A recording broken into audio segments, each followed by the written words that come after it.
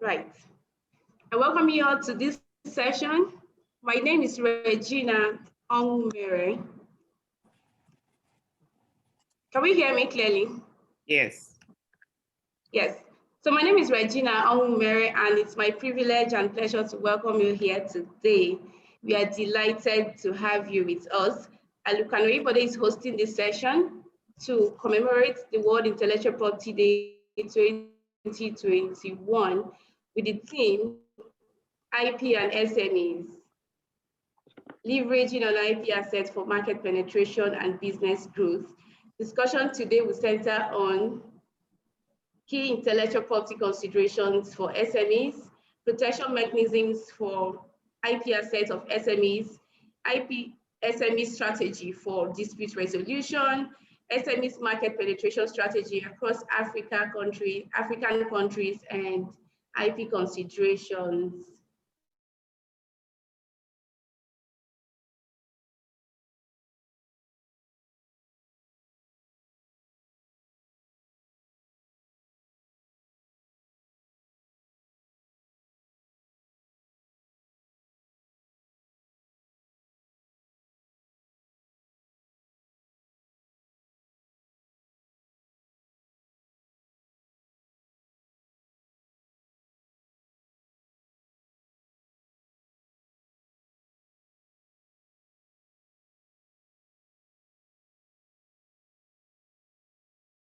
Recognitions in this space. You're welcome, Ma. Thank you. Next, we have Dr. Ifeoluwa Olubi. Dr. Olubi is a senior lecturer at the College of Law at Feba Balola University at Ado-Ekiti. She's the author of the Nigerian Intellectual Property Law Handbook and also co-authored Intellectual Property Law in Nigeria, two recognized texts for intellectual property law in Nigeria. She founded the Abwad IP Club to help raise IP awareness among IP young lawyers. Dr. Olubi, thank you for joining us today.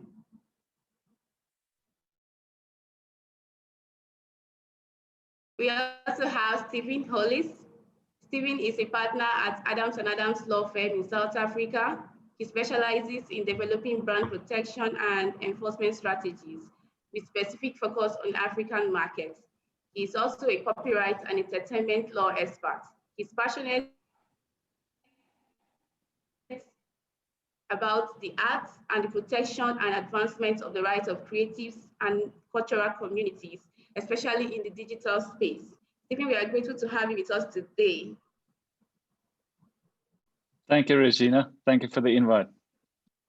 Thank you. Thank you. Next, we have Ms. Stella Ozoezeduka. Ms. Stella is the Registrar of Patents and Industrial Designs at the Commercial Law Department of the Federal Ministry of Industry, Trade and Investment. Ms. Ozoezeduka is an expert in IP law with bias for patents and industrial designs. She's a member of the Presidential Advisory Group on Technology and Creativity, and also a member of the National Advisory Committee on E-Commerce. Notably, the Patent and Designs Registry, under her leadership, published the first patent journal. We are privileged to have you here, Ma.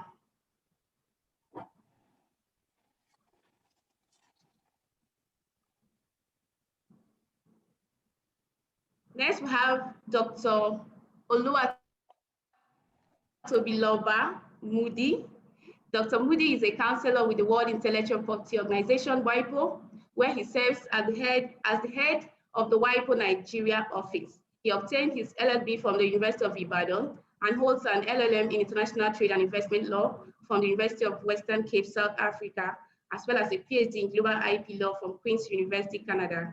His prior work experience includes professional legal roles with CIGI's International Law Research Program in Waterloo, Canada, WIPO's Traditional Knowledge Division, as well as the Appellate Body Secretariat of the World Trade Organization,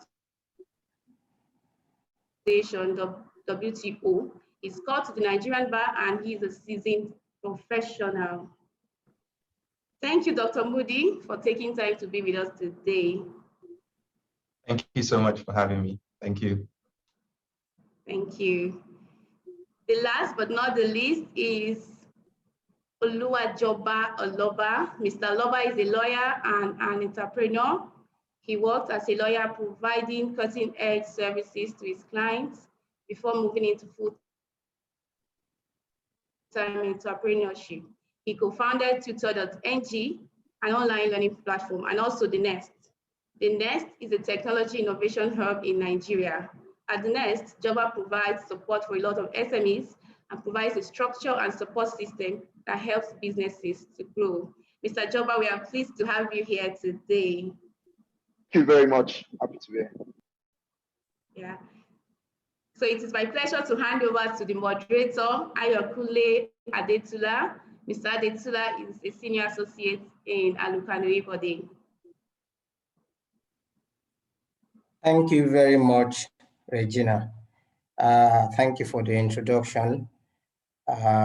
Without much ado, would move into the program proper, and I would be calling on Dr. Moody to give us an opening address.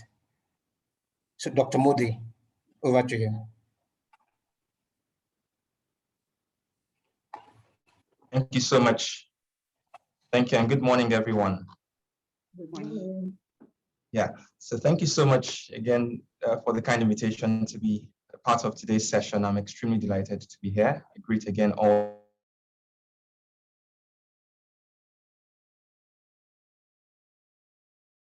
of the fellow panelists who are here, and on behalf of the WIPO Nigeria RP Day 2021. Thanks again to the organizers for the excellent initiative underlying this panel.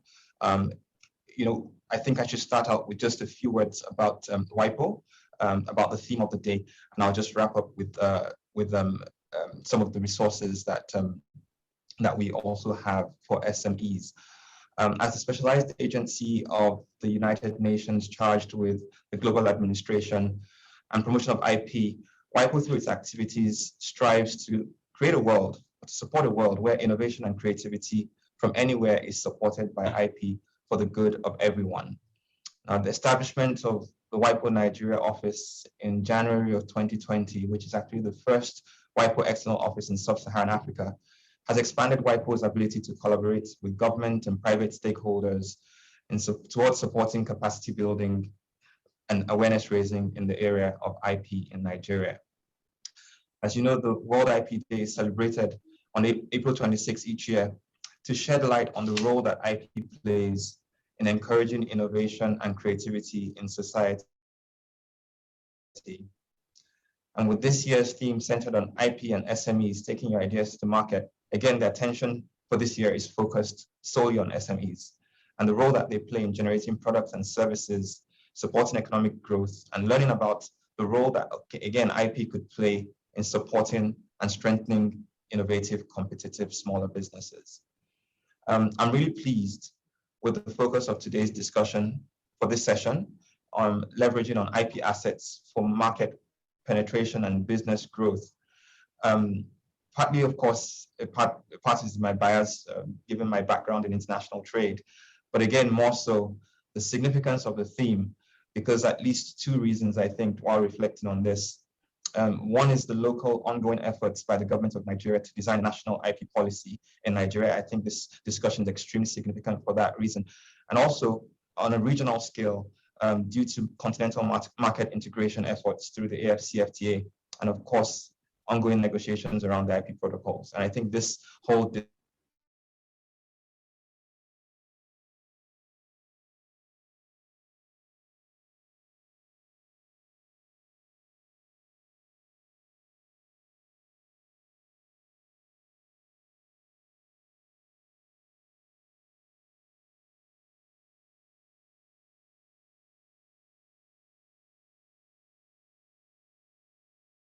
justifications are critical to growing and sustaining smaller businesses, particularly when we consider the statistics that support the idea that they form the foundation of the global economy, making up 90% of world's businesses, employing 50% of the global workforce, and even generating up to 40% of national income in many emerging economies.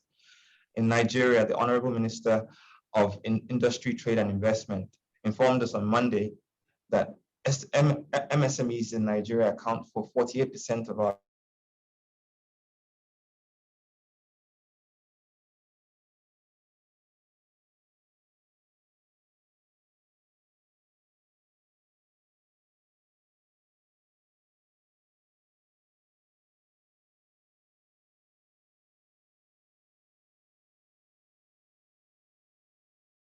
define the growth of the local, regional, and even our global economy.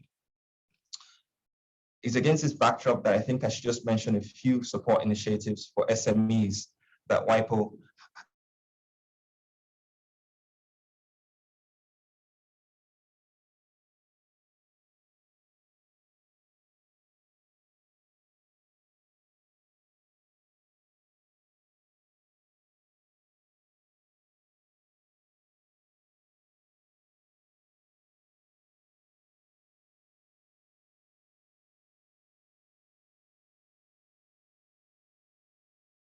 head and business associations, and also the IP registries as well as the Copyright Commission. Now, secondly, just to mention that WIPO has a series of publications, business guides, which offer user-friendly guides to different aspects of IP and their relevance for business owners. Now, these, again, have been customized for the Nigerian market, and they're free resources that are available on our website. What we're also doing from the Nigeria office is to work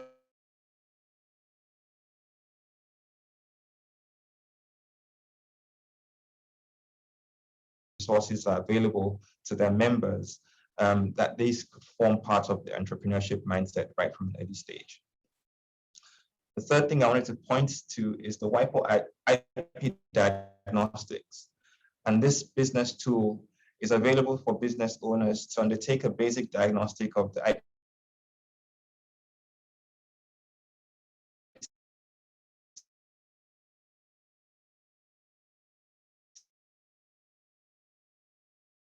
situation of their businesses. The complete tailored business report with recommendations and further information on IP and business competitiveness. Again, this free resource is available and can be used as many times as desired. Fourth, I'll just refer to the WIPO Academy courses. And we have some specialized courses for SMEs, particularly the distance learning course known as the IP Panorama course, which is designed to help SMEs to use and manage IP in their business strategies. And it teaches IP from a business perspective with a focus on SMEs. Again, this is a free resource, and it's one that is designed in a way that is self-paced for whoever is taking advantage of this course. I'm pleased to also mention that we will be hosting the first WIPO summer school in Nigeria at the University of Lagos in July. And this is, of course, for early career professionals, as well as business owners, as well as senior students. And again, we hope that the course, the 2-week intensive training on IP will be a huge resource for business owners on the practical aspects of intellectual property. The final thing I want to mention in terms of resources is the Technology and Innovation Support Centers. And given that many businesses are innovative, are designing, are marketing products, we are also working closely with the IP registries, as well as the Office for Technology Acquisition and Promotion, to expand the network of technology and innovation support centers across the country. This, we believe, again, will be a huge boost to business owners around the country.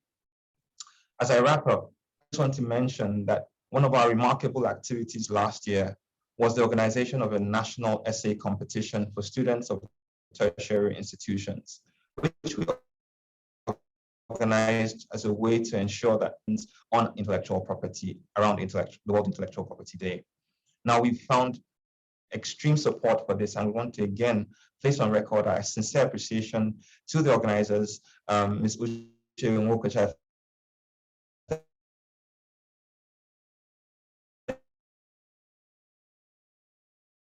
Thank you so much again for your great support in that competition.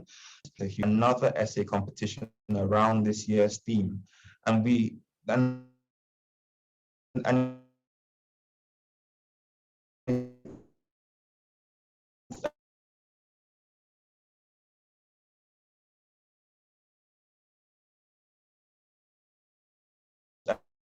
the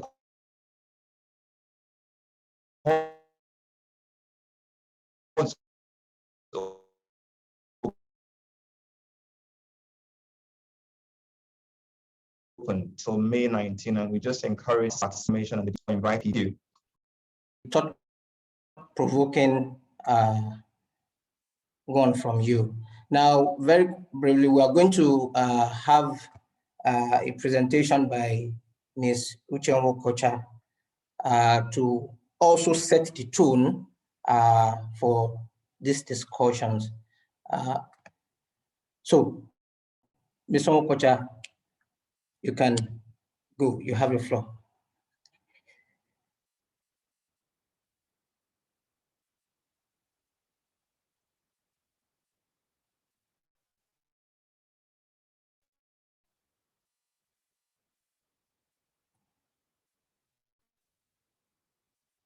Ms. Kocha, are you there? You can hear me now. Yes. Thank you, Ayakule.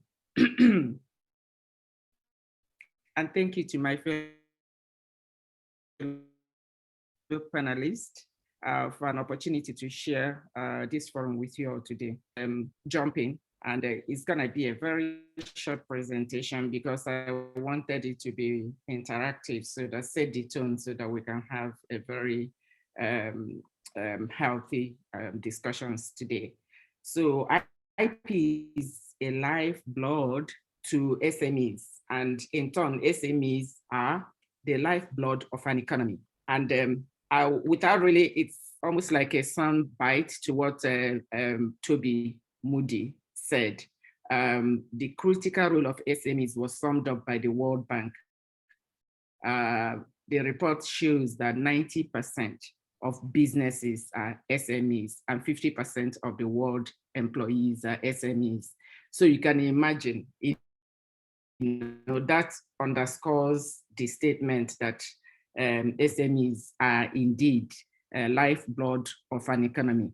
The US government during the pandemic, in their efforts to ensure that the small businesses do not go out of business, gave out, I said millions, but I found out recently that billions of dollars to businesses to keep them their doors open, because they know that they need that. If their economy is to bounce back, they need small businesses, all that family coffee shops that are on the side, all the family businesses, those are the ones that really provide employment to people, and then and the spendings, you'll always run down the road to go and buy from the man that sells a kiosk of provision stores. So their business is key to a nation. The next slide, please. Okay, the value of IP. IP is the most valued asset of a company. And what makes a company? The people. And especially for the SMEs, this is a group of people that have an idea that nobody had before, and they have talents, and they come together to start business.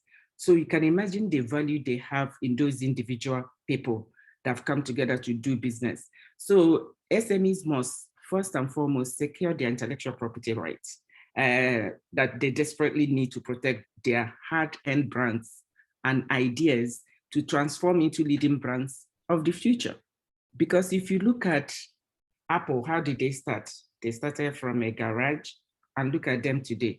So and what is really giving them much value is the intellectual property, is their brand, promise to deliver. If you buy an iPhone, you know, really, especially the best thing that Apple has been able to do is security. If anybody attempts to do anything to my phone, they send it to you. Are you trying to unlock your phone in a battle or somewhere? So you can imagine it's all about branding.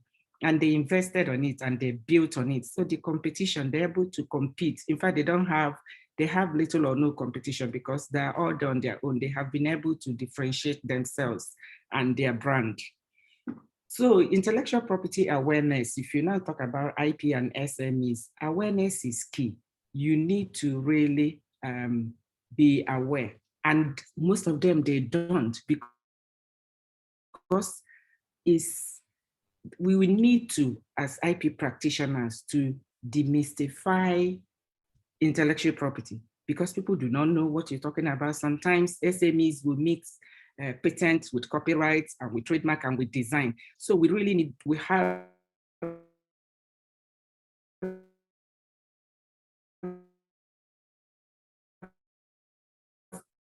a huge work, to do that. Because if the SMEs, if they don't have a good brand, it will be very multinational finance. Banks will never give money to a small company without collateral. So, but if you have intellectual property, I know it's very difficult to, because of its intangible nature, to use it to secure a loan. But that's what is called intellectual capital. And it's all those, we have experts in law firms that give advice, fantastic advice, that are tax experts, all of those you could use. You can project that, oh, this firm, they make like $1 million each year. You can look at that, and then you can go to the bank, they see the size of your business and they give you loan. So since SMEs cannot compete because they don't have finance, they don't have size, intellectual property is something they must hang on to and really work on it to ensure that the future will be okay, because it has so much value, far more than the building and the properties that you have. Then what should the SMEs do? First, they need to protect their corporate data. You've heard the saying that data is the new money. So data is key. Most people do not even know. And they should avoid the incidence of black data, where you have over 50% of your data locked away somewhere in the office and they are not even aware and they don't even know. And then again, they must think about monetizing data. That's the real thing. You need to really monetize it. And then of course, review their trade secrets and all the protocols and contracts on a constant basis. Because what is a trade secret if it's no longer a secret? So you need to know. You need to know the channel, the people that have access to that trade secret, so that you keep it under lock and key. It will be top officers in the firm. And then you have different levels of access, so that you know that it's kept a secret, because that's the only time. Otherwise, if somebody gets to know the secret source, or like the Coca-Cola recipe, like they always say, then of course, it brings the value down. Even if you had a contract with somebody and then with another company or with a business partner and your trade secret is known, they don't have value in that contract again. So you must really, really secure it and review it periodically. And of course, SMEs must move with the changing times. Look at what is happening now.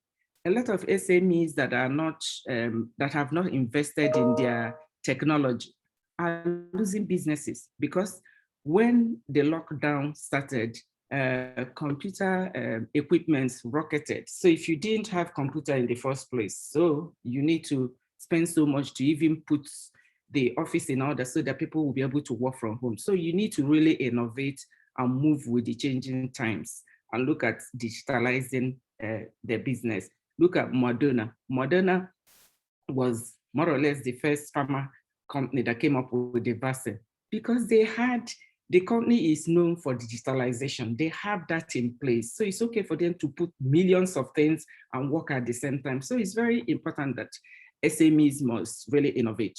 And SMEs also, most importantly, SMEs must give consumers what they want. It was Steve Jobs that said that you give consumers what they want before they know they want it. And that's what they've been doing with, excuse me, with the iPhone. They bring the iPhone 10, they bring 11, 12, before you know it, people are just like paying money, giving them money for the phone that is not even available, and they don't pay you interest for holding your money until it comes to market. So all of those, because brands, consumers connect with, they buy the brands they connect with. Recently, I was talking to my nephew who used to like soccer. Then I said to him, why did you move from soccer to basketball? He said that for soccer, that was how he moved from soccer to basketball, So you need to really give consumers loose business. One of the key problems that SMEs have is access to finance. You know, creating a product or having an idea that nobody has ever done. I can imagine going to the bank and telling them you have an idea. They won't give you money without collateral. So it is very difficult. Therefore, inclusiveness for unrepresented group like SMEs must be addressed because they are really the lifeblood of an economy. If you don't address them, then the businesses die, everybody is unemployed, and then it becomes a problem. So access to financing is very key for them to reach their full potentials and also to allow cash flow. And then again, more importantly, now I'm saying it to all IP practitioners, because if you're telling SMEs the importance of intellectual property to protect, is very expensive to do so. So we should engage on legal advice on a pro bono basis, encourage them, or the SMEs, the startups, just encourage them, maybe charge them only expenses, put down your professional fees and stuff like that, because there are a lot of benefits for SMEs. They increase the local employment because on the streets, it's easy for them to employ somebody. You don't even need transport to go to work. So they improve the communities where they do business. And secondly, they pay local taxes. So those are the benefits of SMEs. And then you go to IP protection. You talk about patents, because for IP protection, it's very expensive to protect your intellectual property. And for an SME, they're just starting business, and which is why some of them, they fail a few years after starting business, because protection is expensive to even incorporate their companies, and especially patent protection is very expensive. So the last thing they're thinking about is spending money to protect intellectual property and using the very lean budget they have. So they won't even listen. But then again, there's a huge advantage in protection. The case study today is the case of TMP and NTP and RIM. We remember the BlackBerry, how the BlackBerry was so popular, it's used all over the world. In fact, the reason why the case delayed in the process going from the High Court in America to the Supreme Court was because the government was actually supporting the existence of BlackBerry, even though they infringed on somebody's patent, which was the NTP, a small Virginia company in America, but they had the good sense, even as an SME, to register their patents. So it was at the US PTO at the time. So, but the RIM research motion now started using RIM, and it became so popular, and they were making so much money that the government at the time felt that if they allowed this small company to secure an injunction against BlackBerry, businesses will collapse, because all top management in America, all the CEOs in the Wall Street and everybody were using BlackBerry. So he delayed it.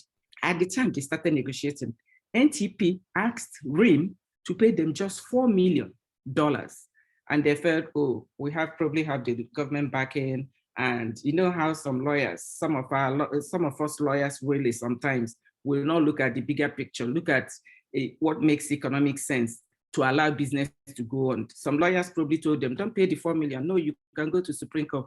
By the time they were in Supreme Court and they were aware that we are going to lose the case, RIM was going to lose the case because there's a patent. And the court is saying that if you do this, it's a slap on patent owners. You're telling them that if you go to, you can't make a law and break it, like that. They finally paid out over $600 million to this company. So I need not tell you that that's one of the reasons RIM, their business just died. Plus they didn't have enough money and to have new technologies, and Apple and the Microsoft of this world had to take over. And then again, that is what so it's a real success story for SMEs, that the advantage far outweighs the disadvantage of maybe saying that you don't have money, which is why IP practitioners must step up our game and try to help them, by doing most of these things on a pro bono basis. Then final thoughts. In the course of this week, I listened to a woman entrepreneur from Turkey, and she said that the advice she's given is that keep watering your plant, and one day you will see how beautiful it becomes. So that's what the final thought I'll leave with SMEs or anybody on this webinar today. Whatever you do, just believe in it and do it. Steve Jobs did it and it worked for him. So also, I know usually we say think outside the box, but now it's think outside the building. You need to really dream and dream big and believe in your dream.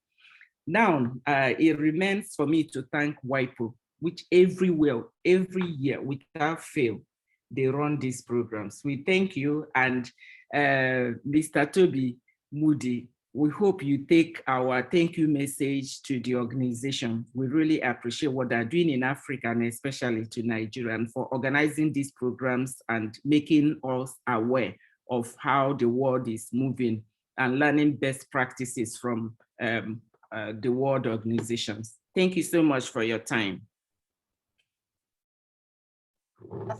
Fantastic presentations from Dr. Moody and Ms.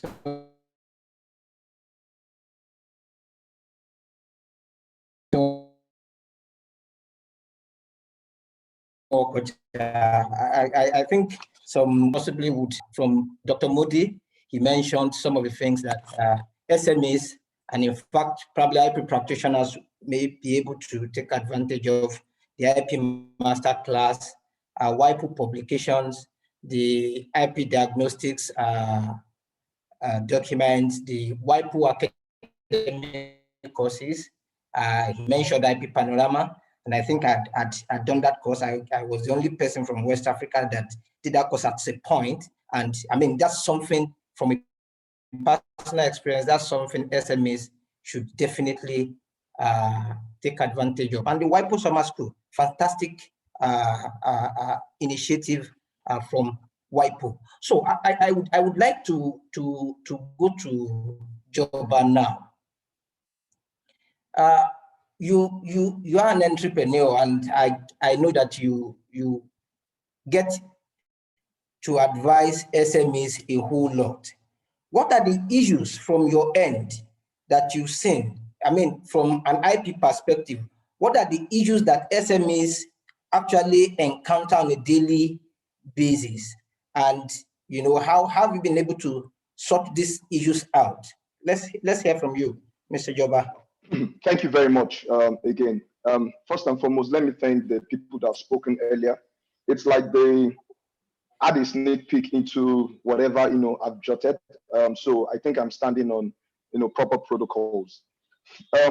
So for us, and I'm going to be speaking from case study SMEs and startups that we've advised in the past, and the next set of movements. One thing that is important, and I think everybody we agree with, is that Africa, Nigeria is ready, and we are having the proper businesses. We are raising the next set of companies, and as much as possible, what we've seen so far is that at the earlier stage, a lot of them really don't understand, or they don't really come to terms with the importance of having and protecting their digital assets. And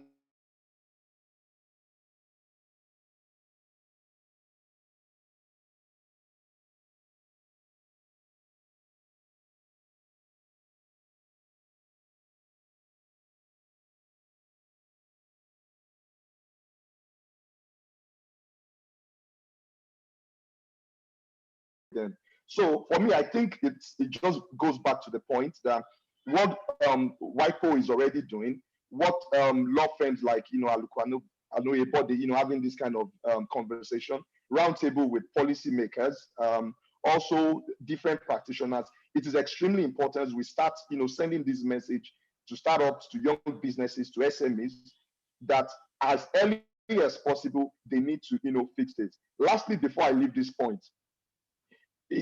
this patent issue was one of the major factors that changed the game for a bid process, even with one of the facility providers in Lagos State. So they wanted to render a service, in Lagos State. And one of the things that actually saved them was the fact that from conception, they've already gone ahead to patent the idea before they went to government. Because immediately they would have hijacked and replicated the project and given it to a third party. And as much as possible, we're talking about African after the agreement, we're talking about intertrade within Africa and outside Africa. So as much as possible before companies begin to take this step and entering the bigger waters, we need to tidy up these things locally and make sure we are ready for the bigger market. I think so far that's what I have to say from my side. Okay, thank you, Mr. Joba.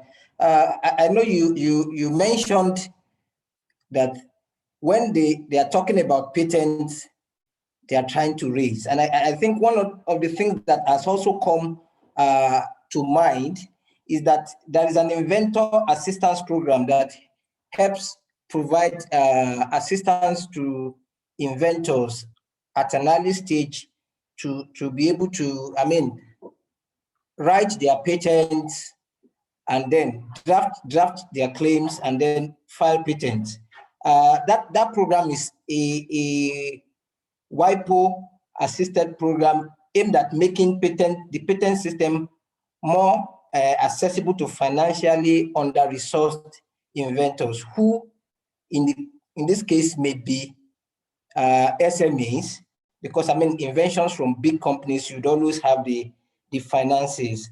And this is usually similar to what SMEs face. So for us, we meet with inventors who claim they are unable to get assistance. Sometimes because they've probably moved to the registry and thereabouts. So I was going to ask the Registrar of Patents, Mrs. Ezinduka, to probably shed light on what the Registry of Patents and Designs had been doing to assist SMEs within this area. Honorable Registrar. Hello. Are you hearing me? Very well, ma'am. Okay. Thank you very much. Just like your introduction books, before this question, the Inventor Assistance Program is a laudable program from the WIPO in collaboration with World Economic Forum. And this program assists those that are underprivileged. But before then, it's just a way of bringing inventors that do not have finances together with attorneys that are experts that can provide these expert services pro bono. Mind the word pro bono. So with us in the registry, we have not assessed the program. Reason being that for now, the program just started around 2015, and the formal launching was in 2016, but the first grant was in 2019.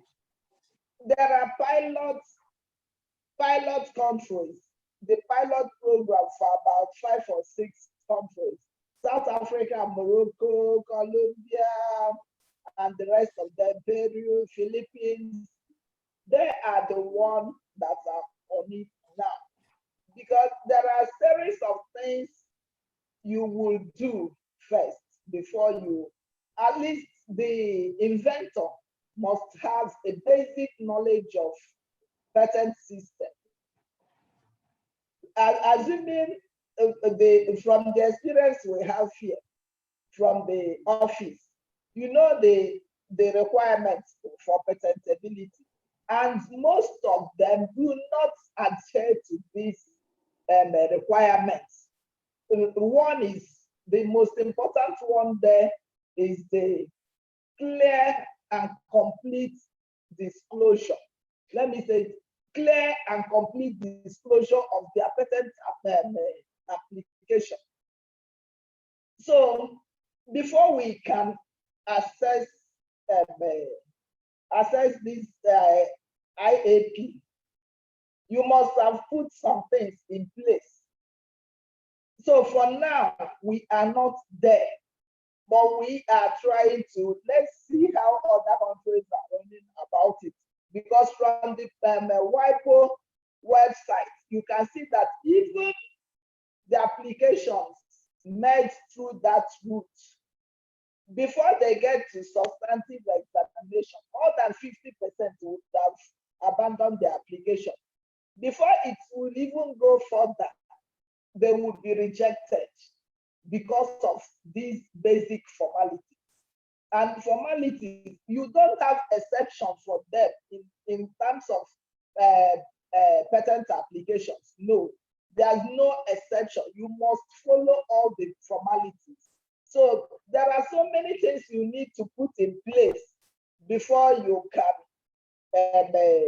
assess this program. It's not just saying it. Look at the local patents we receive here. Yes, some of them are of good quality, but then one of the criteria for assessing this program again, the patent must have at least potential being commercialized. It will be sort of patent that will at least fetch back whatever that is put in there. It's not just patent that will not fly. So all those things, we must put them in place. Even the local portal for attorneys that will embrace this or will help these SMEs, it has to be in place. We need to have a local portal for names of those that will assist in this program. So I should say for now, we are not on it.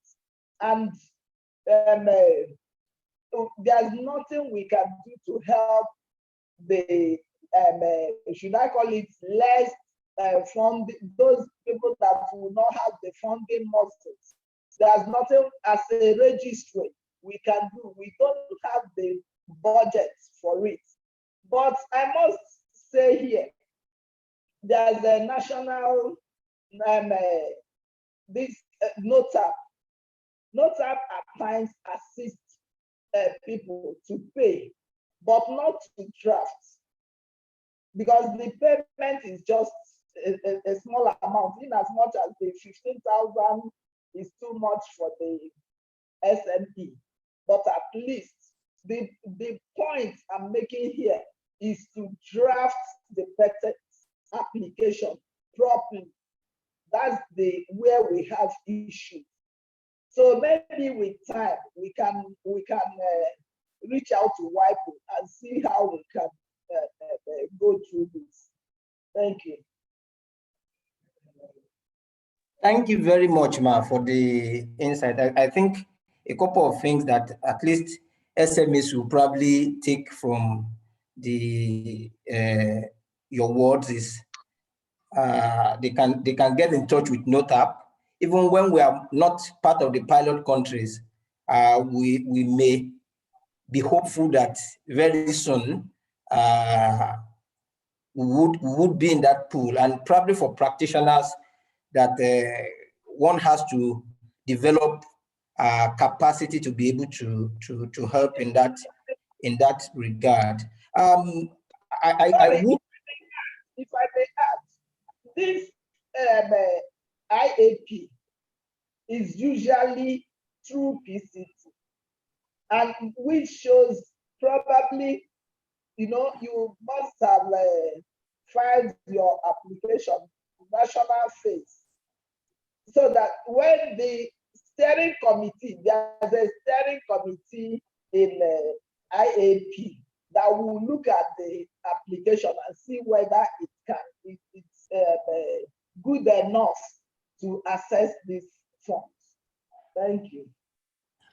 All right, thank you, Ma, for that clarification again. I know that Dr. Moody talked about some of those things that they are trying to do to help the system. So I'm actually, I know that a couple of them are about training, and I'm actually going to go to Dr. Olubi. Now, one key to probably understanding IP itself before you are able to even take advantage of it is through teaching. WIPO has talked about some of these things that they are trying to do for Nigerian SMEs, tailored to Nigerian SMEs, with graduates founding SMEs as an alternative to looking for jobs in Nigeria. What do you think has been the role of the academia in enhancing IP education so that SME owners, probably graduates that come out of school, are equipped to take advantage of IP for the growth of their businesses? And probably what have you been doing? And what do you think the academia should also step up to do? All right, thank you very much. So, of course, in the academia, we do teaching and we carry out research. So our primary role is to train, basically. So for instance, though we have a challenge because intellectual property law is usually not offered as a compulsory course, you know, in the university. So the National Association of Law Teachers, we are working on that to make it, you know, because it's sort of in the knowledge economy, it's a fundamental knowledge that we all need in the society, to look for how to incorporate it, you know, in compulsory courses or make it a compulsory course if possible. But essentially, we try to train and to teach, and we also try to mentor. And there's the aspect also of raising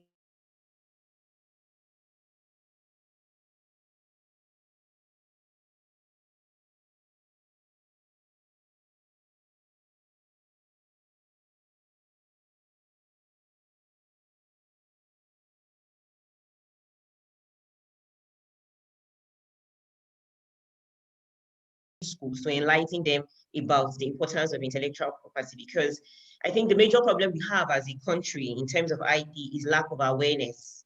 Even the rights owners, they do not know their rights. They do not know the potentials of what IP offers for them. And members of the society as well do not know. They don't see anything they do as infringements. They don't see counterfeiting as anything. To them, it's just business, you know? So they are not aware of the laws. They are not, so the culture is just not there. So as academics, we have a lot of roles to play. And as we enlighten and train our students, the IP club, for instance, in Abuad is open not just to law students, but, you know, to all Abuad students. So we have people from engineering, we have, you know, people from other places, you know, other colleges that join.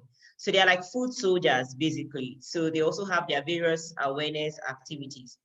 So I think that's a very important role for the academia. And of course, you know, people come also sometimes for masters. You go out also to train, you know, group of SMEs or innovators. Sometimes they get to invite you to come and speak with them. So that's what we do.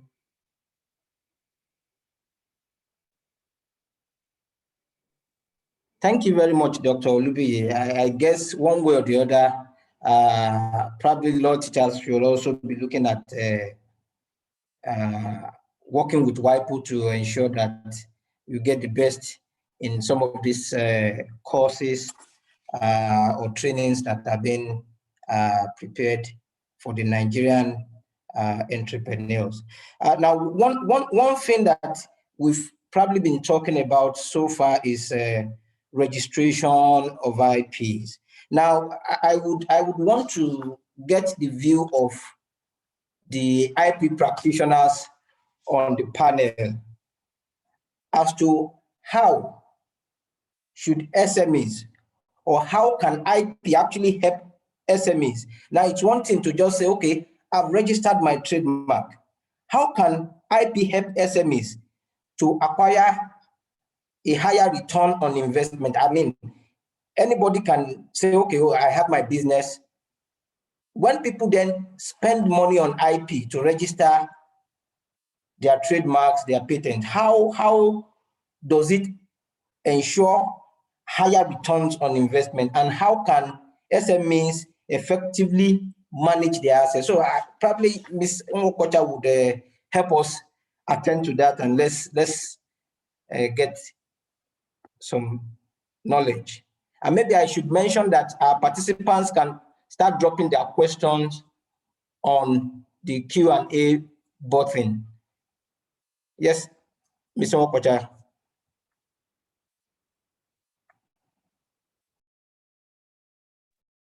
Thank you, Ayokule. We know that intellectual property on its own, just registration does not really transcend into money. So for instance, if you say that you have an invention, you have a patent, and you lock it in your office or in a vault, it doesn't give you money. You need to attach it to a product. It's when you affix patent, like the technology for iPhone. I'm sorry that I use iPhone all the time. It's like, they've always said that it's as if it's a cult. So once you're in it and then you have all their gadgets, that's all you think about. So for that, the technology for iPhone that Apple Inc. is using is what gives it money, not the fact that they registered Apple. After all, the name Apple is a secondary meaning, otherwise it would have been a fruit. So they have taken it away from what it's normally, which is a fruit, and giving it a second meaning. And it became so distinctive that if you say apple, nobody even remembers the fruit. It's the Apple Inc. that everybody's talking about. So patent has to be affixed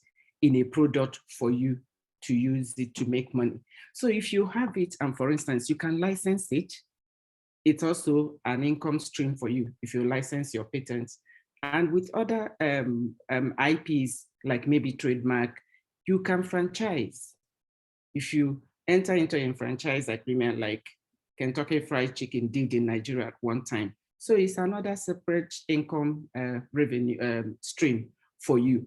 So our advice usually to brand owners is that the portfolio, you look at all your portfolio of IP, then you know what you're using. What you're using, you keep. The one you're not using, protect it and then license it or franchise, or all of those. Those are the ways you can really make extra money for intellectual property. So in that case, you create value for your intellectual property, not just registration. You put it into use. That's my take. Thank you. Thank you very much. I think I would go to Stephen. I know Stephen has a global perspective and African experience across a lot of jurisdictions.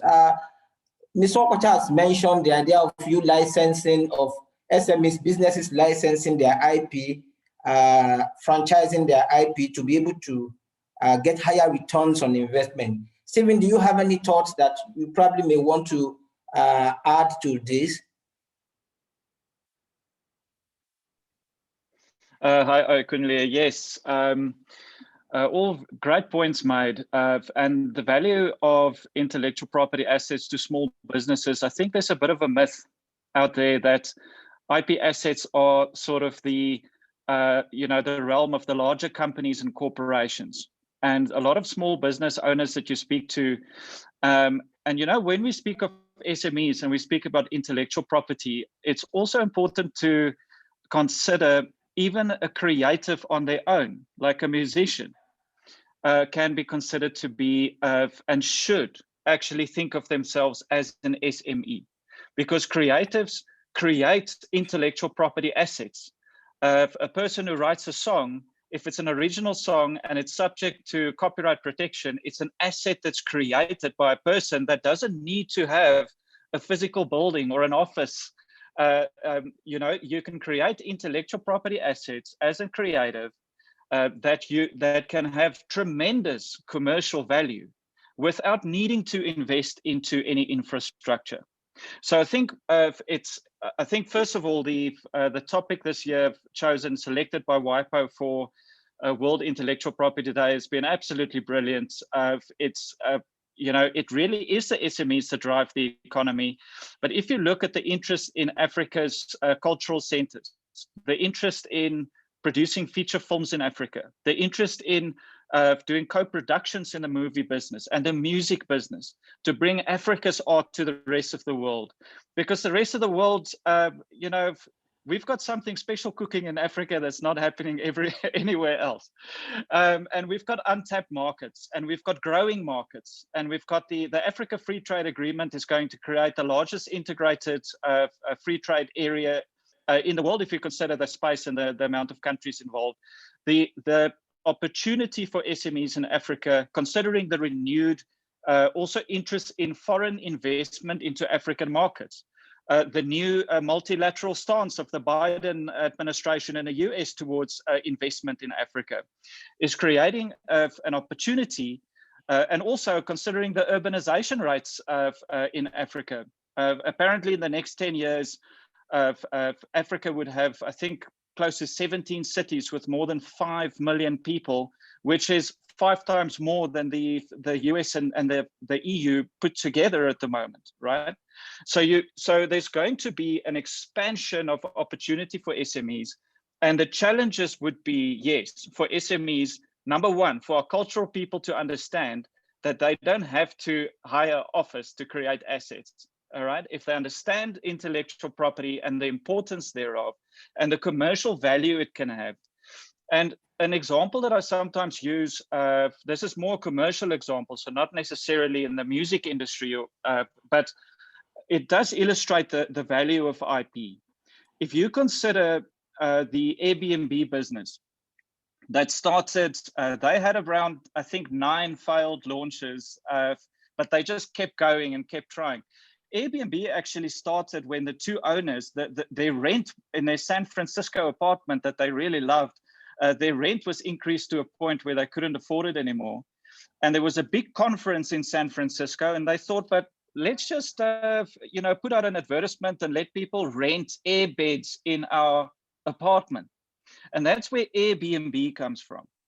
Now, Airbnb, if you look at them today, they're considered to be the largest accommodation provider that doesn't own any hotels. So think about that, and their brand value, their brand Airbnb is valued at over 30 billion US dollars. 30 billion US dollars in less than, in about a decade. Now, if you compare that, they've actually eclipsed hotel companies that have been around for more than a century, like the Hilton, in brand value. So if you're going to purchase the Airbnb business, what are you as a purchaser? What is it that you want more than anything else in that business? It's actually the exclusive right to use that brand. You can create a new website, you can create a new app, but you want the exclusive right to use that brand, and there's the value, the recognition worldwide in that brand. So you can also consider examples like Uber, valued over $70 billion. What's the value? It's not a physical asset. It's an intellectual property asset. It's the exclusive right to use the Uber brand. The app isn't all that special. You can create a different app that does the same thing. It's the exclusive right to use that brand. So there's a number of challenges and I'll just end there. Sorry, I'm going on a bit here, but there's so much to discuss. The major challenge, like a few of the speakers have mentioned, is so true. We need to raise awareness on IP, because there's no use in us having this amazing opportunity in the Africa Free Trade Agreement and the amazing interest internationally to do business in Africa if our local businesses, and we understand that SMEs make up the vast majority of businesses and employment, do not understand how to seize that opportunity. And so that's number one, is to help local SMEs, help creatives understand they are businesses, help SMEs to understand what intellectual property they own, what intellectual property they have, what's the value of just one IP right. You know, I read an interesting piece a few days ago about an EPO study of 2019, I think, that found that a small business, a SME that has at least one of the three recognized statutory rights, like a brand, a registered trademark, a registered design, or a registered patent, is more than 21%, is about 21% more likely to go into a growth period than those who do not. And the second important statistic that I saw there was of SMEs, only around 9% of them have one recognized statutory IP right. Where if you look at the larger companies that understand the value of IP, around 60% of them have at least one. So there's a huge disparity in how larger successful companies understand the value of IP and commercialize those assets to grow their business. Because what is an IP right essentially, other than a statutory monopoly right, a very powerful right for the rights holder, even if you're a small business on a corner shop. If you've got a distinctive brand and you've got it registered, you can prevent anyone else from doing business in your field with a similar brand, not only the same brand, a similar brand. And what that does is it draws the line around what you have as a business owner. And just lastly, quickly, we can maybe come back to this if there's an interest, but there's also thirdly a huge challenge on African governments to make sure that an enabling regulatory and legislative environment is created in which their SMEs can protect their IP, especially in the digital space. I think most African governments need to look to update their laws, their IP laws, especially to make it internet ready, to ensure that when the Africa Free Trade Agreement is finalized and implemented, the laws are of a world-class current state, are internet ready, and that you can actually protect your assets online. And I think governments also have to realize what's a huge problem for trade in Africa: piracy and also counterfeiting of goods, right? And I think we can look at a continental approach, maybe even a treaty of sorts, to say what are the minimum standards our countries should look in the free trade area to make sure that we can act successfully against pirates in the digital space, which is a massive, massive problem, not only for creatives and businesses, but for countries. So, thank you. Thank you very much, Stephen, for those thoughts. I took a lot of things, but then let me just mention your thoughts around having monopoly and similar marks or rights along that. I think one thing that has always been the case is issues around disputes on who has monopoly, who has a right, or whether your right, probably in trademarks or thereabout, is similar to mine.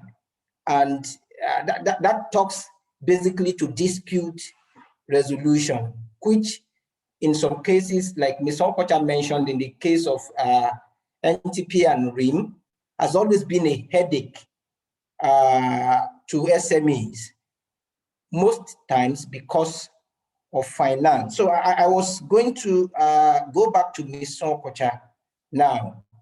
With SMEs not having a huge war chest to probably prosecute or to fight big companies, or so to say, to be able to stick their leg and claim their rights in some situations, what are the avenues that you think SMEs can explore to settle disputes that arise from ownership or usage of their IP rights or assets? I guess the first thing would be compliance. I think SMEs must look at the government regulators and try to know what they need from them.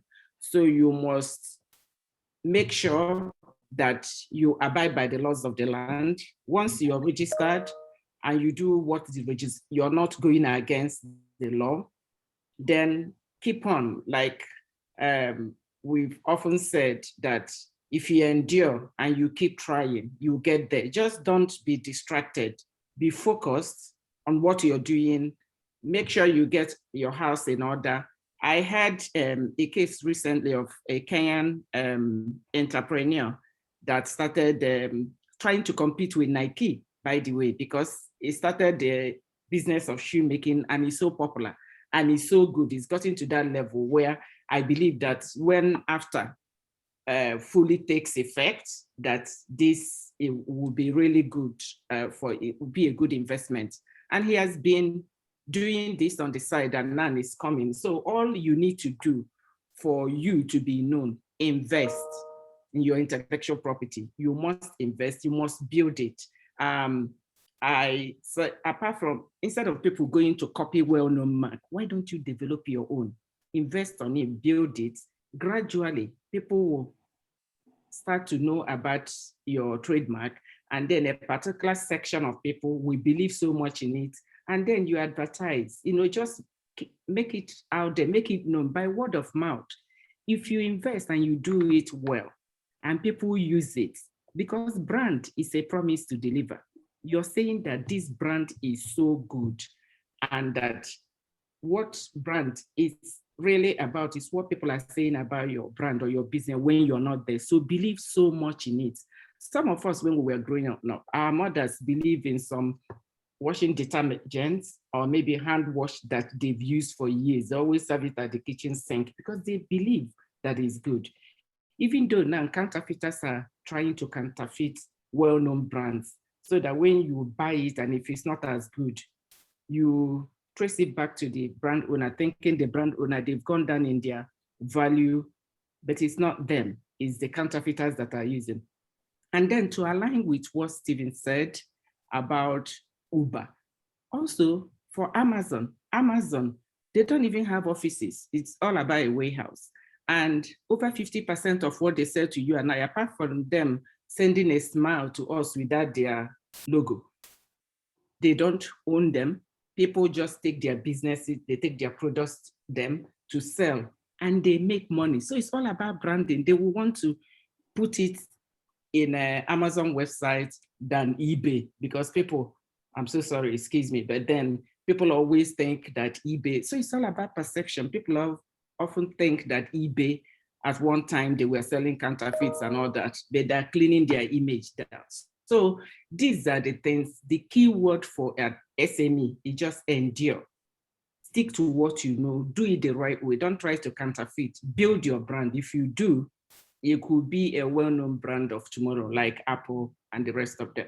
Thank you. Thank you, Ma. I would then pick from what you said. You talked about piracy. I know Stephen also mentioned that, and after from a litigation perspective, there's one of our partners, an astute litigator, that is listening in on this discussion, Mr. Moody. I don't know if you have any thoughts that you probably want to give to SMEs in managing disputes, resolving disputes. Yeah, hi everybody, good afternoon. My compliments to those who have spoken prior to me. I think they've done a fantastic job. Our gratitude also to WIPO for providing a forum and a platform for these conversations to take place. So I express my gratitude and to all thus far. Quickly, I think maybe I should kick off from something, the last question you posed to Ms. Kokocha. There's something I'd like to add, to SMEs who are looking to grow their portfolio and all of that. Whether we like it or not, a product tends to be to create distinctiveness or generates traction in streams of commerce on the basis of the quality of the product. So it's critical that SMEs, aside from creating intellectual property to brand their products with, which serve as vehicles to project it to the public and to streams of commerce, it's critical that they have a sound product. They must have a sound product. when you have a sound product that works properly, then there's a takeoff point, there's a synergy between the brand and the product. And then the value that any entrepreneur seeks to create, or the value that he seeks, then, is attracted to the product and to the brand naturally, because the product is a good one. So SMEs needs to also knuckle down on that point. It just needs to create good products, whatever it takes. Several products, even though it's an idea of one person, different portions of it are outsourced to the people that are best skilled in that area, in order to generate a total package that everybody wants to procure. So that's one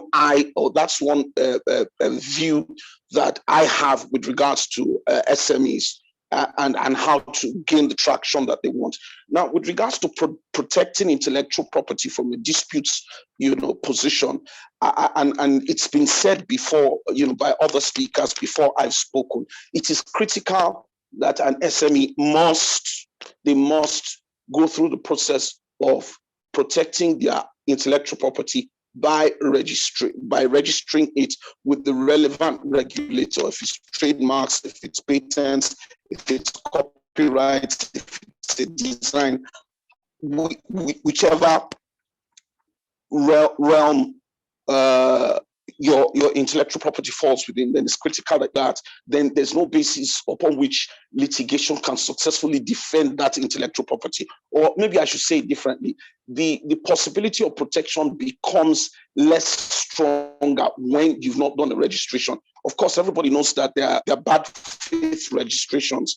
And when somebody does a bad faith registration, the presupposition is that the person who is looking to defend it probably hasn't registered it. So it's not correct to say entirely that, you must always have a registration, but it's critical to get yourself in the driver's seat to register. The other point that anybody who's looking to, an SME who's looking to defend intellectual property in this market, for example, and possibly in others, is that there must be, you must, if you ask me, approach litigators, law firms that have intellectual property experience, that understand its nuances, its complexities, and exactly how the battle tends to unfold. Because once he's a general practitioner lawyer and doesn't have the necessary experience, not knowing what kind of evidence to look for, how to present the case, then the odds are that he would not be able to win. Another aspect, a critical aspect for an SME owner, to take on board with regards to protecting intellectual property, is that they must be prepared to be dogged and persistent. The litigation system, even in the best of places, tends to be a protracted process, and sometimes it might not be resolved until it goes all the way to a second appellate court. In Nigeria, that could take anywhere between 10 to 12 years. So you just have to be prepared to dig in. You must have the belly for the fight. So that's a critical aspect of it. The other aspect of defense that an SME, and this is for SMEs to insist on when they're dealing with lawyers, is look, I cannot pay you top dollar because I'm an SME. And we law firms, and Uche has alluded to it, we law firms must be in a position to recognize the unique position that these SMEs hold, the intellectual property that is unique to our country that they're looking to defend, the potential opportunities when the market opens up, and then on that basis say, well, I'll take less today in the hope that when this particular intellectual property goes all the way around Africa, I will have a say in future disputes, in franchising, in licensing. So we, the legal profession, have to support them in our own way, that is support SMEs, so that they can successfully defend their intellectual property. The reality, and I'll say this final point to close my comments, in reality, one of the key differences between the first world and the third world is the way these first world countries have recognized intellectual property. Dr. Luby spoke about this briefly. They've corralled it, they defend it, and they go everywhere to defend it. Now, that needs to be the long-term vision that we must have here in Africa for our intellectual property. We must not only encourage them, we must look for uniform methods of registration. We must look to make it as cheap as is possible. And our universities are a critical, place driver for the development of intellectual property, particularly on the patent side. So once this global view is there, or once this view exists, that is to say, we desire to match first world countries in the way they create and protect their intellectual property. What you will find is that intellectual property will be more of a money spinner, and our SMEs will move into the Amazon stratospheres of our economy, of the world economy. So I hope this was useful. Thank you for the opportunity. Thank you very much, Mr. Moody. I think what I wouldn't ask is, before we go into our question and answer from the attendees, I'd want Stephen to probably give us a bit of an insight into what, from his own jurisdiction, what does he think? What do you think? Dispute resolution, because I mean, you mentioned Uber, you mentioned Airbnb, and you mentioned the billions that are in these things. Recently, Amazon said they are doing their headquarters in South Africa. You didn't mention that, but obviously we know that that's billions of rands coming into South Africa too. So what would you tell people, SMEs that are listening here? Because I know everybody now will want to have their products and services on Amazon. So dispute will be an issue. How do you advise SMEs? What do you advise them to be doing, with that future view? So thanks, Okunle. Yes, as a previous speaker said, it's important to figure out which are your most important markets in Africa, and to make sure that number one, make sure you've got a distinctive brand. So if the only intellectual property asset that you might have, if your business isn't in the tech business where you might be doing inventions that can be patentable, if you've got a product and you're selling it and you want to sell it online on Amazon, make sure that you choose not only any brand, but a distinctive brand. Uche spoke about it very nicely previously as well. Choose something that doesn't describe your products at all. If one of my favorite brands is actually Apple, as Uche also mentioned, but another one I really enjoy is Jaguar. Now, if you think about a Jaguar, it speaks about all of the qualities that you want your car to have. It's sleek, it's rare, it's attractive, it's powerful, it's you can go on and on. So the brand actually doesn't directly say I'm a car, it actually says I'm a Jaguar, but all of these characteristics are in my car. So that's an example of a highly distinctive brand that makes it very difficult for a competitor to use a similar brand to sell their own products and services. And once your brand picks up traction and you've got a quality product, like the previous speaker also said, then you have a real market advantage, the more distinctive your brand is. So as a small business, do your risk assessment. Before you file and register your trademark, do what we call a trademark search at the local registry to find out, is my brand really distinctive, or are there already 10 other guys using it as well?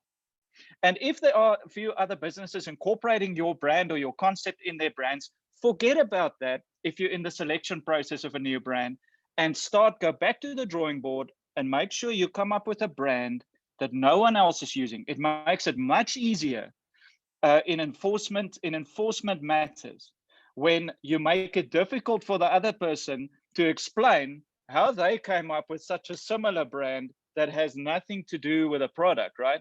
So the more distinctive your brand, the easier. But then it's also, once again, when we speak about business and SMEs, we can't leave government out of the equation. We've got to engage with government. SMEs need to also engage with government. And one of the areas which is a huge challenge, as you say, is the cost of enforcing your rights. It's actually too expensive to go through the court process for most SMEs, right?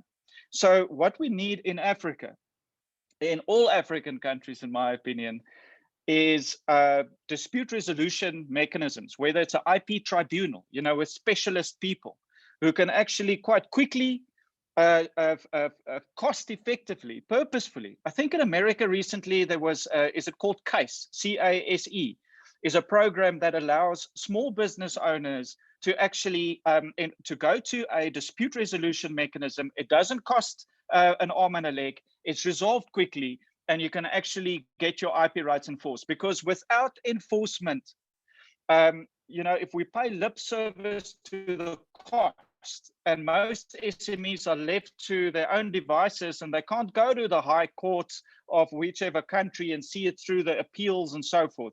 That is massively important for SMEs and for us lawyers in Africa to engage our governments and to say, this is a problem. The SMEs are the ones who are going to drive post-COVID economic recovery. How do we help them? And one of the ways in IP is to help them not only register their rights, right, but to also enforce them. So a cost-effective dispute resolution forums and mechanisms need to be looked at from a government perspective as well. Thanks.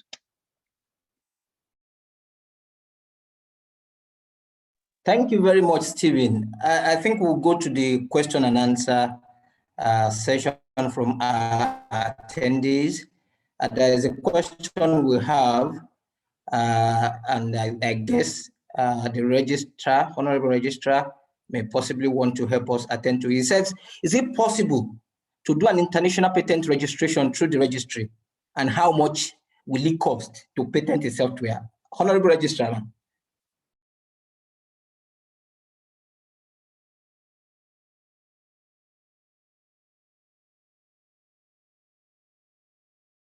Okay. Thank you very much. Actually, it's possible to do an international application, but not through us, not through the registry. If you want to do international application, you must go through the International Bureau of WIPO. They are our receiving office under PCT, Patent Corporation Treaty. In terms of patents, is under through the International Bureau of WIPO. They are the receiving office for Nigeria. Then you can now do, but you can start with national phase here, then now go to International Bureau of WIPO. Because when Nigeria entered into PCT in 2005, they considered some lapses we had in the office, issue of flight and all that. So that's why we gave out the responsibility to WIPO. So it's possible. But I know that Ghana and some other countries around have receiving office. So, but for us here, if you want to do international applications for patents, you go through International Bureau of WIPO. Thank you. So it's possible in the country. All right, well, thank you very much. I guess that gives a thought to that question. There's another thought question now that I think is directed to Ms. Nwokocha. That what are your thoughts on SMEs utilizing non-disclosure agreements where they are yet to complete their IP registration, or what other things can SMEs leverage on pending registration of their IP? Yeah, that's a good question. Thank you. So you keep your ideas under lock and key. Don't let anybody know about it. I think one of the speakers alluded to a particular idea that the inventor kept before going to the government, because once you do and people know, you can't stop them. And if, in Nigeria, we practice first to file. So if somebody files before you, you lose out on your idea. So you must hide it. And then as regards trade secrets, you need to really enter into non-disclosure agreements, because that's the only way people could work with you as an SME. You are just starting and you share their ideas with your partner and with other people, and they run off and then sell it or go and start another business down the road. But if you signed an NDA, then of course you have recourse in court and you can stop them. Thank you. Okay, thank you, Ma. One of attendees asked, how can SMEs raise capital through intellectual property? I think this Okota will probably want to look at that, and then maybe I will also take the thoughts of Joba, because I know he mentioned that when people are trying to do patents, he knows that they are now looking for money or they want to make a raise. So let's have you, Ms. Okota, and then we'll have Joba. The first thing is first, you can't, if you have an intellectual property, it's very difficult if you have a new idea to put it out there. So you work on it. So you can't have the idea and you go to the bank and say, I have an idea, give me money. That won't work. So I think first thing is first, you need to invest on your intellectual property. And I must really say to the lawyers again, that apart from helping them to register, and Stephen rightly said, also help them with enforcement. I'm gonna add a third arm. Also open your doors and let them come for advice. You need to hold their hands at every level and tell them what to do. So even if you have an intellectual property that you have developed and it's not really that well known, and you are signing an agreement with a third party. I remember when the makers of Dudu Ocean came to us early on, maybe about 15 years ago, to help them. They were engaging with a business partner in Germany. We looked at the agreement and said, but this agreement is so bad, you know, there's no benefit for you. But they were so eager because, oh, this is a foreign company, big multinational, they can showcase us overseas and then we make little money. I say, but no, but look at, the other day I entered a shop some time ago in the US and I saw Dudu Ocean in the Whole Food. Everywhere, Dudu Ocean is so popular. So I think the thing, and Dudu Ocean didn't start yesterday. So you need to really invest on your brand, then you can use it to make money. And somebody that believes in your brand can now help either open a credit line or, you know, talk to the bank, you know, to really trust you. There are some businesses that when they go to the bank and the bank will turn them away, then 5 years or 10 years down the line, they're making money. And then they're laughing at the bank's face because the bank didn't have faith in me and now they've made it. So I think my advice would be work on your intellectual property first, and then you can use it as a leverage. Thank you. Let's have your best thought as we start to round. Thank you very much. So, like I think Ms. Nwokocha has already mentioned, you know, the most important part. People just don't invest. I mean, nobody wants to throw money away. They want assurance and as much as possible return on investment. So I think a lot of times from business, we've seen that that been able to raise funds, you know, within our space. The investors want certainty, and as much as possible, intellectual property assets, and you know, also your idea being, your having your patent sorted, your trademark already intact, the product is already in market anyways, and you know, a couple of other things. That level of certainty is a lot of times what, you know, attracts, you know, the investors. And also very importantly is what is the structure, you know, of the registration? Is it registered to the company or to one of the co-founders in the company? You know, so because the dynamics, you know, are quite different. One, you know, is like playing to license the idea to the company, and maybe if there's a dispute, you know, slams them with a lot of money. And one, the idea is already, you know, brand asset of the company, you know, ab initio. So as much as possible, I think, you know, in that area, run the idea first. When the idea is good, then, you know, money will come after the idea. Very importantly, I also want to mention, you know, a lot of speakers have spoken about this. It is extremely important that we play the role of going to meet the SMEs and, you know, helping them really understand how this thing works. And, you know, I'm not going to downplay that. I'm happy to hear a lot of things WIPO is already doing, as much as possible, you know, with Aluko Oyebode. I'm happy to see how we can actually, you know, put this on their table. The universities, of course, it's failed. The R&D is supposed to be important. It's supposed to run from that. people write projects in school. How do they even, I mean, they have fantastic ideas that are across the, universities where projects are being written. And I think these ideas are some of the things that can be registered and, be taken to the market. So it's very important, that is sorted in that area. I think with that, let me just, hold my other thoughts and let other people speak. All right, so I think we've had a good time. As we start rounding up, one thing you've mentioned is when the idea is good, money will follow.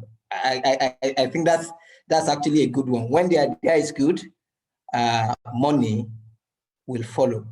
So let's just have 30 seconds round of thoughts from each of our panelists. 30 seconds round of thoughts from each of our panelists. I'm going to start from Stephen. Hi, thanks, Oyekunle. I read an interesting quote recently from Tony Robbins, the well-known American entrepreneur and motivational speaker, that says if you're a business person, you always have to be in the business of your current business and also where you want to take your business at the same time. Because if you're only in your current business, your competitors will overtake you. They'll innovate and overtake you. And if you're only with your head in the future business, you might run into cash flow problems. And IP, intellectual property, is one of the areas how business owners can do that. Understand what IP you have in your business. If you appreciate what, know what intellectual property assets you have, protect it and commercialize from there. And that's a great starting point for SMEs. Thank you. All right, so let me move to the Honorable Registrar.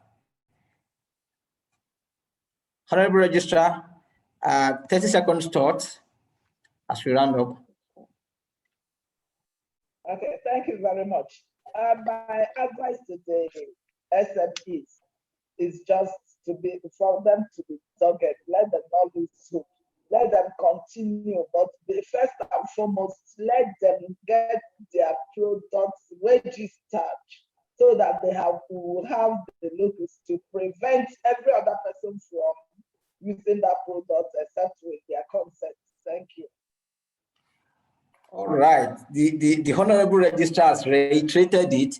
SMEs on this platform, get your products and services registered. That's quite important. Biloba, your thoughts, 30 seconds. Thank you very much. I'm the luckiest person here. I got 2 options. So for me, very, very, very important. So the idea is not the problem now. We are seeing different businesses raising, closing out deals, getting investment from the US. And I think I want to charge important offices, the Honorable Registrar, to also help with this. Companies are registering abroad. Companies are having the opportunity to do that. It is very important we're able to register the businesses. We're able to register the IP addresses, not just locally, but internationally. It helps the valuation of the company. It helps them, to be able to compete, globally. Because the business registering and investing in the Nigerian businesses, they are not just coming for, the data and everything. As much as possible, they also want to build their own brand equity. And I think this will help the global, the Nigerian ecosystem generally. Thank you very much. Mr. Okocha, you want to have your thoughts?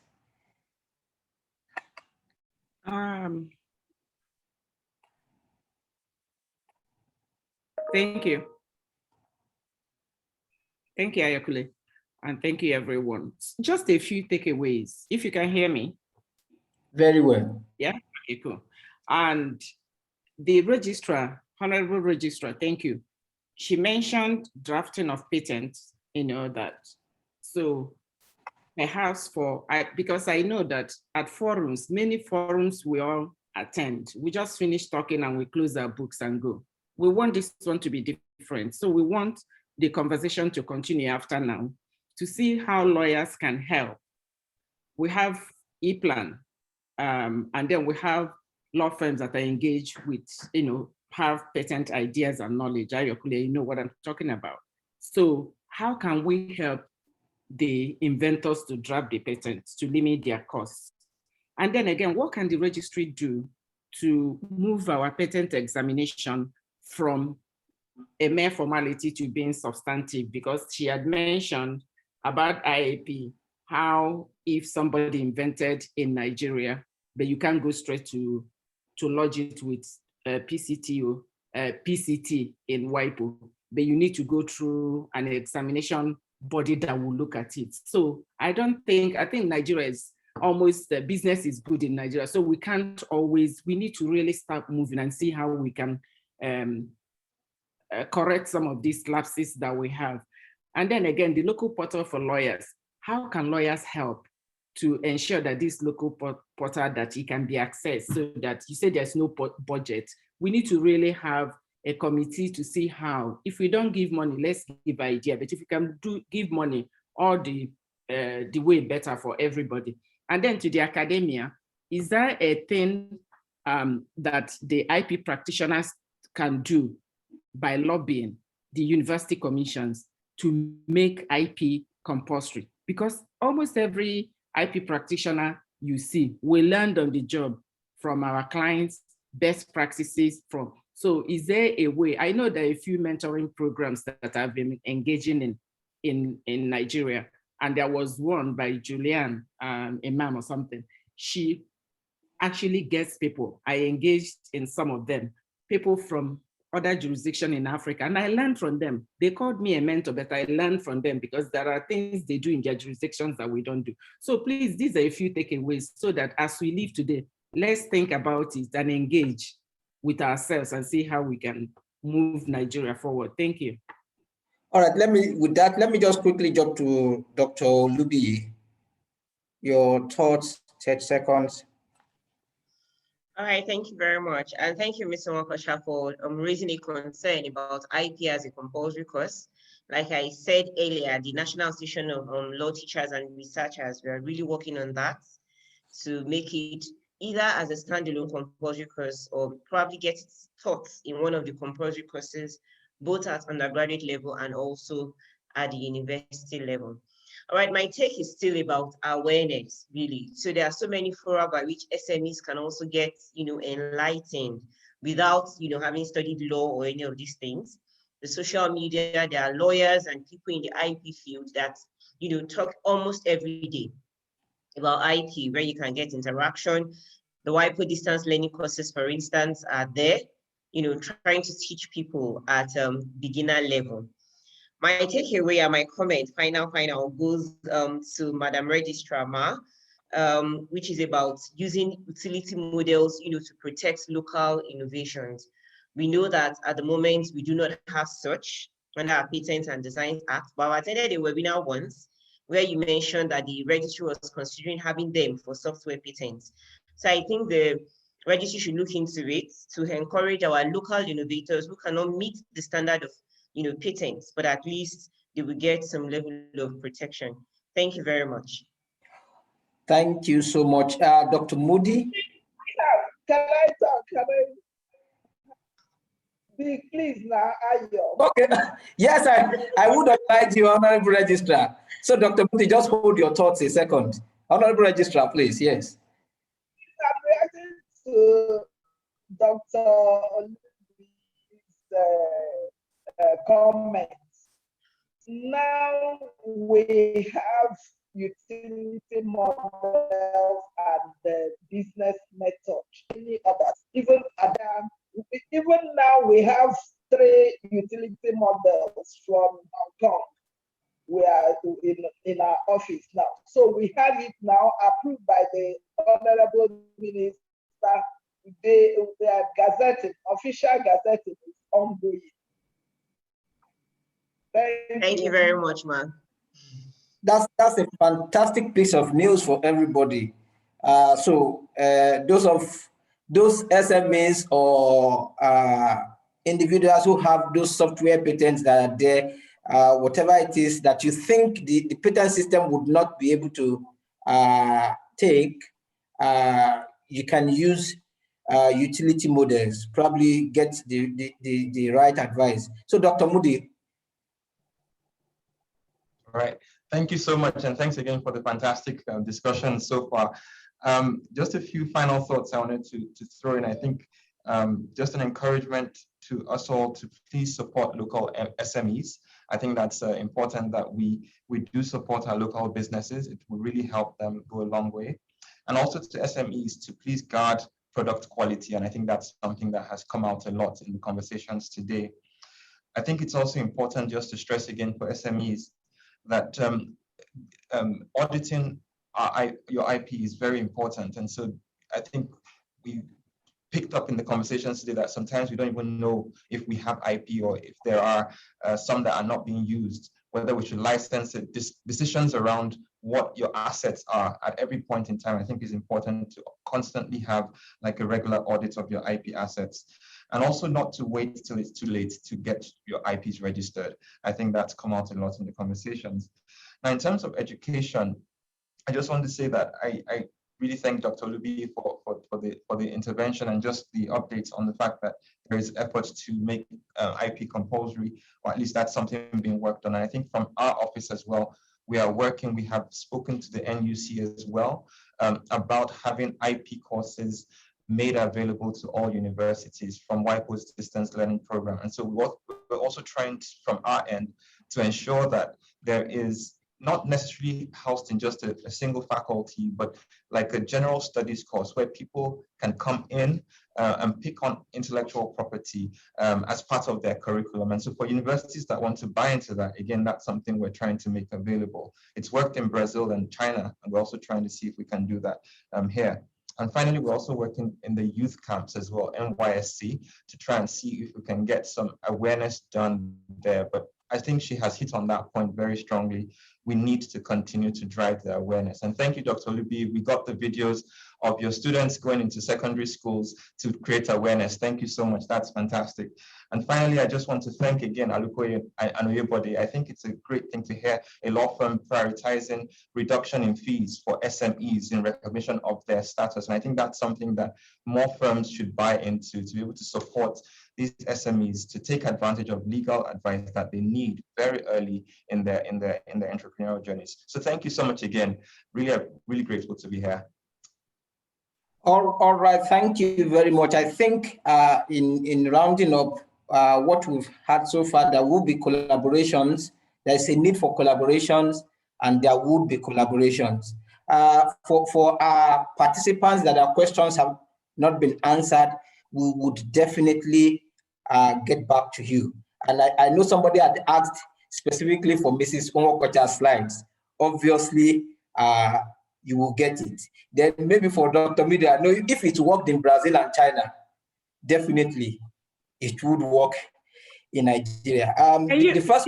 Excuse me, can you imagine that Ayokule wanted to give her my slide with that? It's intellectual property. You didn't even ask for my consent. Just kidding.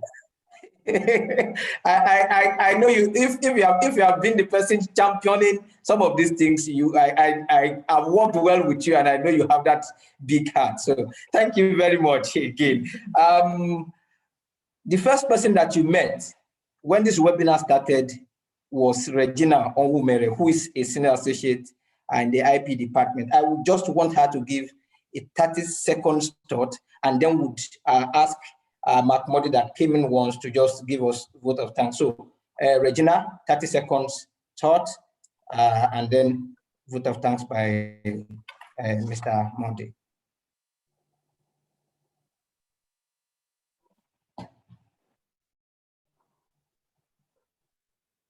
Yeah, I just want to say that it has been an exciting discussion, and I believe that all the SMEs, business owners here have learned to protect their IP. Don't wait till it's too late. It's better prevented.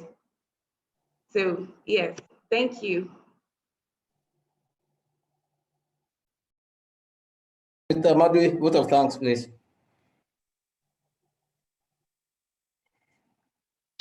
Yeah, thank you very much. I think this was a fantastic program.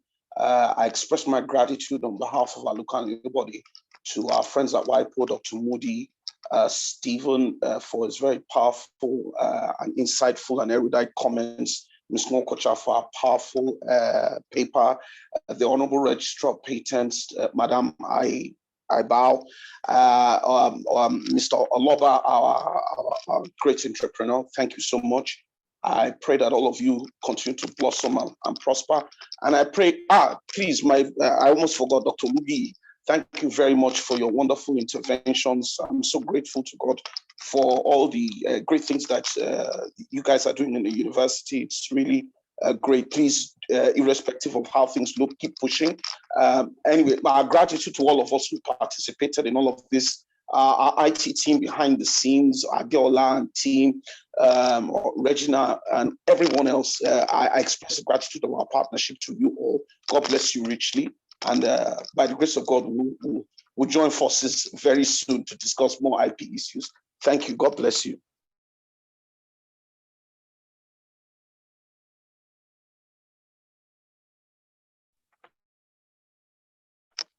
Bye.